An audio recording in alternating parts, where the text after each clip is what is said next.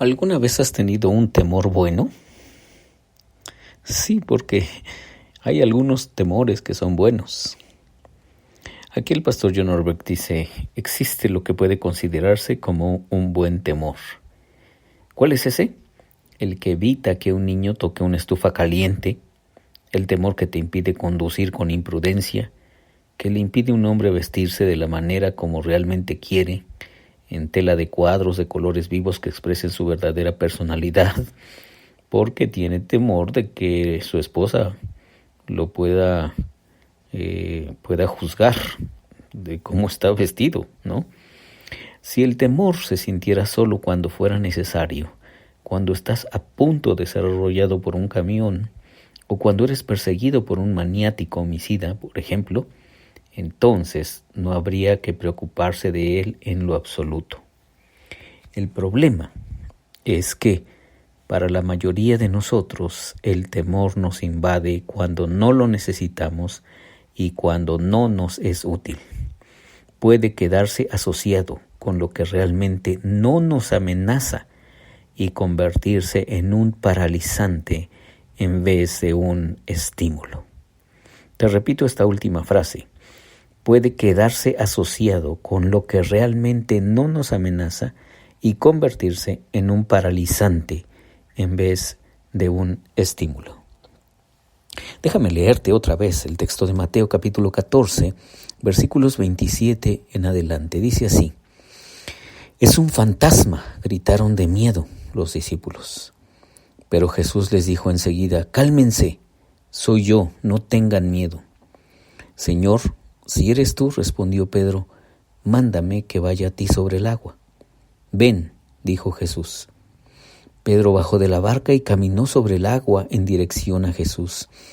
Pero al sentir el viento fuerte tuvo miedo y comenzó a hundirse. Entonces gritó: «Señor, sálvame».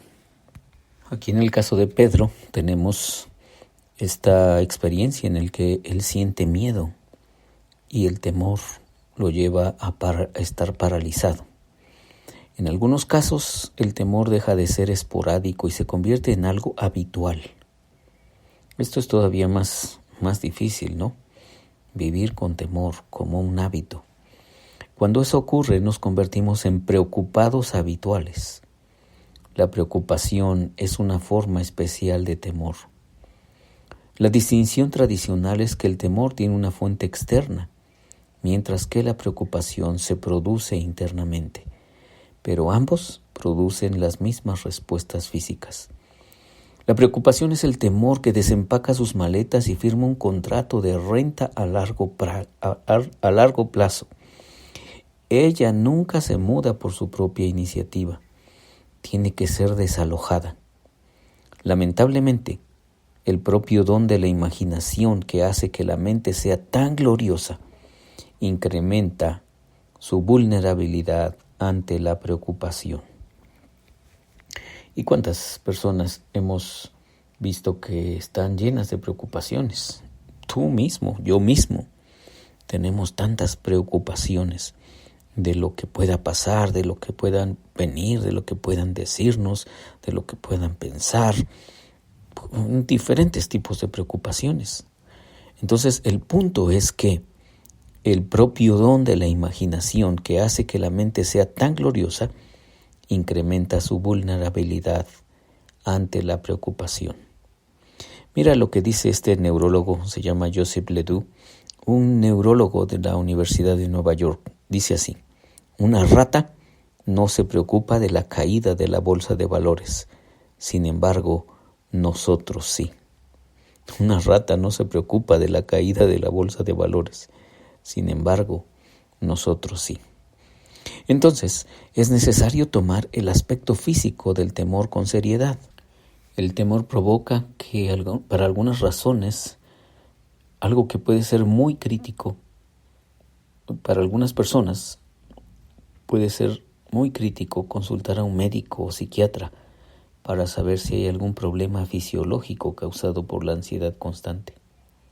Por ejemplo, ciertas formas de cavilar o preocuparse obsesivamente están asociadas con problemas en una sección del cerebro llamada córtex cingulado.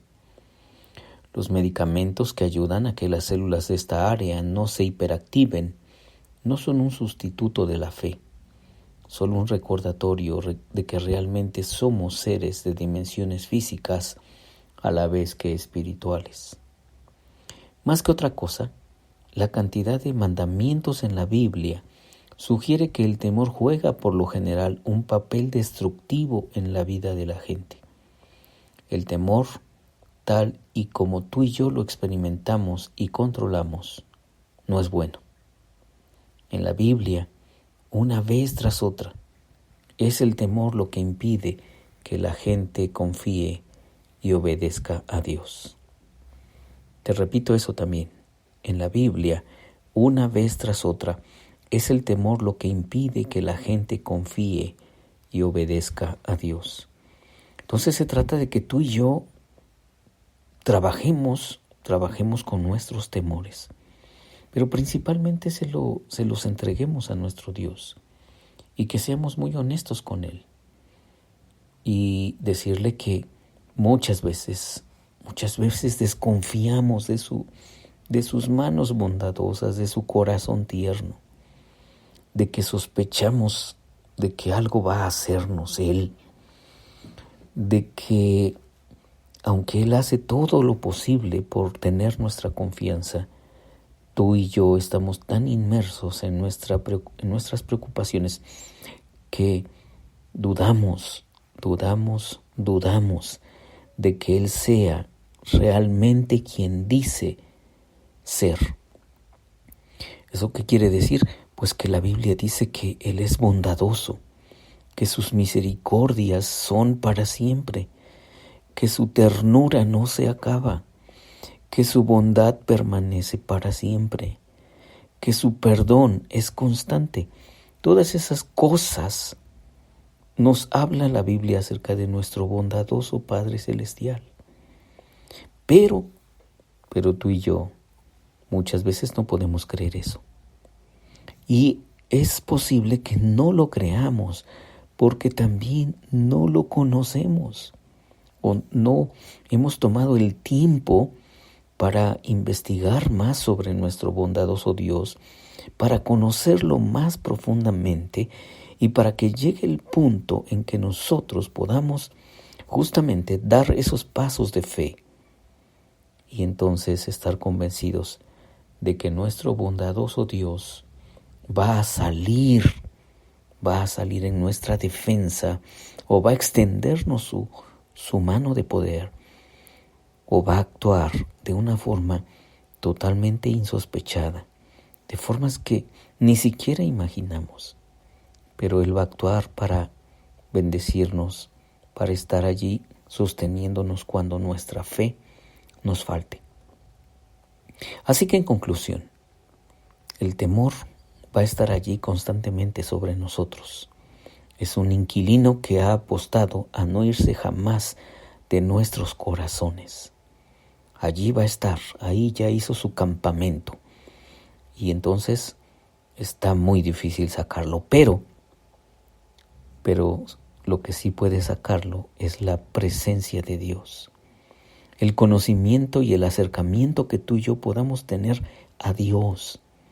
Y que entonces podamos confiar en que nuestro bondadoso, tierno, amante y cariñoso Dios está siempre en favor de nosotros. Jesús lo dijo de una manera simple. Dijo, si ustedes saben dar cosas buenas a sus hijos, aunque son malos, ustedes, ¿cómo no vuestro Padre Celestial le dará cosas buenas a quien se los pidan? Déjame cerrar este devocional repitiendo esa frase de Jesús. Si ustedes siendo malos saben dar cosas buenas a sus hijos, cuánto más el Padre Celestial dará cosas buenas a quien se los pide. Así es que tú y yo necesitamos seguir conociendo más y más a nuestro bondadoso Dios para que el temor también vaya saliéndose de nuestro corazón. Soy Víctor Hugo Juárez y espero que este devocional ha sido de bendición para ti. Dios te bendiga.